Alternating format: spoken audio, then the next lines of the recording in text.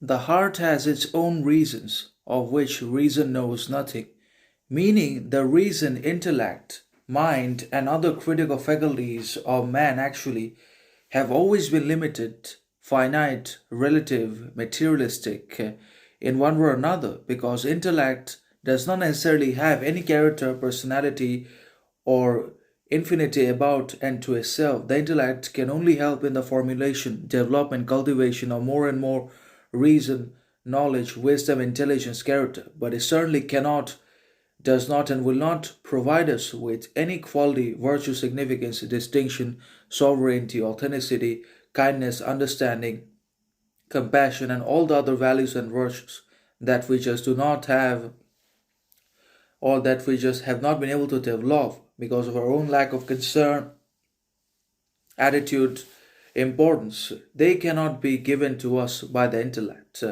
Because the intellect certainly is very powerful, influential, significant, but it has no personality. It is devoid of character, authenticity, depth, etc.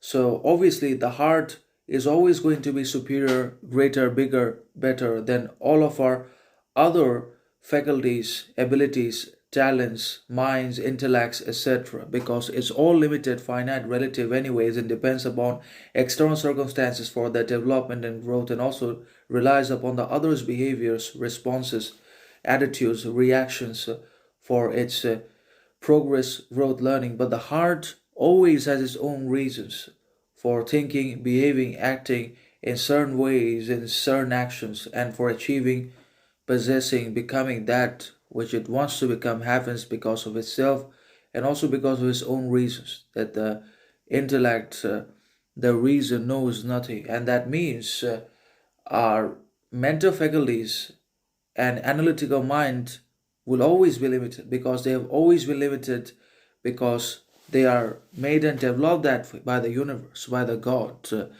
And if the intellect and the reason become omnipotent, all powerful, infinite, then we're not going to focus on our heart and on developing kindness, cultivation, growth, learning, authenticity, understanding either. We're going to absolutely focus on the acquisition, possession of more and more knowledge, resources, wealth, fame, success, ambition in our lives, all of which is again in turn limited and meaningless and conditional and transient, anyways. But what the heart understands, feels, sees, the reason cannot and will never understand, and so is the intellect. So the heart is superior to the other basically abilities and